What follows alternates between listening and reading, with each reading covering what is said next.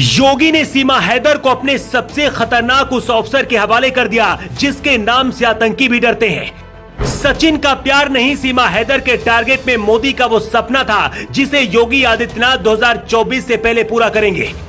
ATS का वो सवाल जिसके जवाब में फंसकर सीमा हैदर ने उगल दी सच्चाई। उधर पाकिस्तान के अंदर मच गया हड़कंप।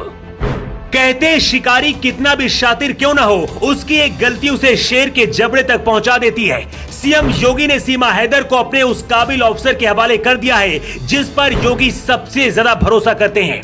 एटीएस सीमा हैदर से जो सवाल पूछ रही थी वो सवाल सीमा हैदर के दिमाग में पहले से चल रहे थे। सीमा हैदर हर सवाल का जवाब मुस्कुराते हुए दे रही थी, लेकिन एटीएस और खुफिया विभाग के एक सवाल के जवाब में सीमा हैदर फंस गई और पूरा सच उगल दिया। सीमा हैदर की कहानी दुनिया की सबसे बड़ी जासूस माता हारी की जैसी है। खुफिया एजेंसियों को शक हो गया था कि सीमा हैदर कहीं माता हारी बनकर भारत तो नहीं आई है। सीमा हैदर की प्रेम कहानी पर यकीन करने वाले पहले माता हारी की कहानी जान लें।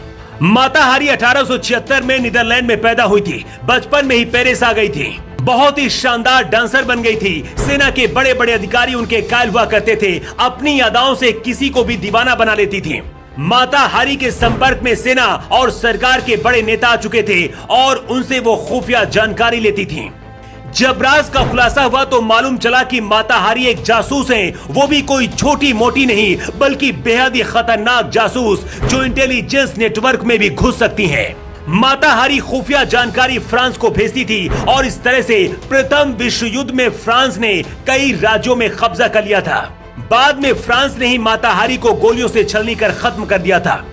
अब चलिए आपको वो 3 बड़ी वजह बताते हैं जिसके बाद आपको यकीन हो जाएगा कि सीमा हैदर और सचिन का ये प्यार नहीं बल्कि सीमा हैदर एक खतरनाक पाकिस्तान की आईएसआई एजेंट है। पहली वजह, पाकिस्तान में 70,000 का मोबाइल फोन खरीदने वाली सीमा हैदर को भारत के 13,000 की नौकरी करने वाले लड़के से प्यार हो जाता है। सीमा हैदर अपने 4 बच्चों के साथ भारत आई है। जितना सचिन महीने में कमाता है, नोएडा में रहकर उतने का राशन भी उसके परिवार के लिए कम पड़ जाएगा। दूसरी वजह, सचिन और सीमा हैदर का स्टैंडर्ड देखकर कभी नहीं लगता है कि ये प्यार हो सकता है। रहना और जीना दोनों की उम्र के फासले और सीमा का हद से ज्यादा कॉन्फिडेंस।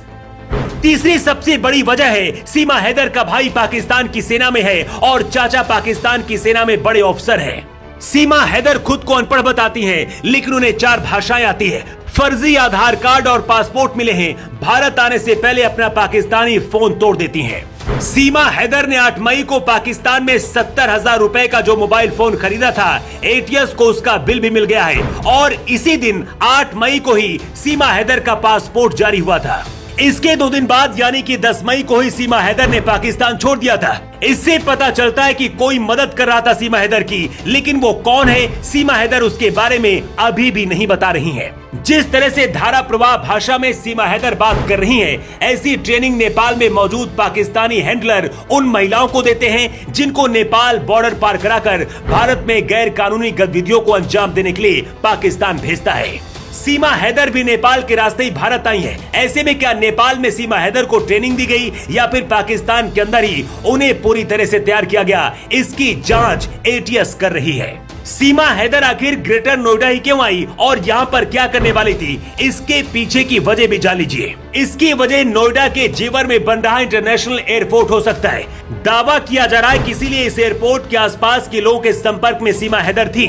ये एयरपोर्ट मोदी योगी का ड्रीम प्रोजेक्ट भी है। हो सकता है पाकिस्तान इसे उड़ाना चाह रहा हो या फिर कुछ और बड़ी प्लानिंग आईएसआई की थी। सीमा हैदर से सच उगलवाने के लिए योगी आदित्यनाथ ने अपने सबसे काबिल ऑफिसर को मैदान में उतार दिया है। सीमा हैदर की जिम्मेदारी अब खुद आईपीएस प्रशांत कुमार संभाल रहे हैं। IPS Prashant Kumar UP ATS के साथ मिलकर सीमा हैदर से पूछताछ कर रहे हैं। मीडिया से बात करते हुए प्रशांत कुमार ने इस बात का संकेत दिया है कि सीमा हैदर को बहुत जल्दी पाकिस्तान भेजा जा सकता है। आईपीएस प्रशांत कुमार से जब ये सवाल पूछा गया कि क्या सीमा हैदर को पाकिस्तान भेज दिया जाएगा, क्या वो जासूस है, इसके जवाब में special DG law and order Prashant Kumar ने कहा, फिलहाल कुछ भी कहना ठीक नहीं है। ये मामला 2 देशों से जुड़ा हुआ है। जब तक पर्याप्त साक्ष्य नहीं मिल जाते हैं, कुछ भी करना उचित नहीं है। आईपीएस प्रशांत कुमार ने कहा है कि सबूत इकट्ठे किए जा रहे हैं, इसके बाद कार्रवाई भी उसी के हिसाब से होगी। सीमा हैदर के पाकिस्तानी पति गुलाम हैदर से भी अब यूपी एटीएस फोन पर बात करेगी। इसके बाद सीमा के बयान और गुलाम के बयानों को मैच किया जाएगा। जांच के बाद एटीएस रिपोर्ट तैयार करेगी। उस रिपोर्ट को लखनऊ हेड ऑफिस भेजा जाएगा, जहां पर योगी आदित्यनाथ भी इसे देखेंगे।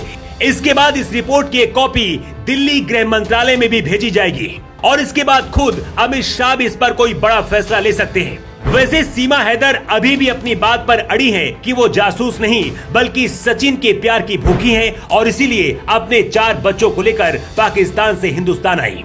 लेकिन इस रिपोर्ट को देखने के बाद भी क्या आपको लगता है कि सीमा हैदर सिर्फ प्यार में ही भारत आई हैं या फिर जासूस है?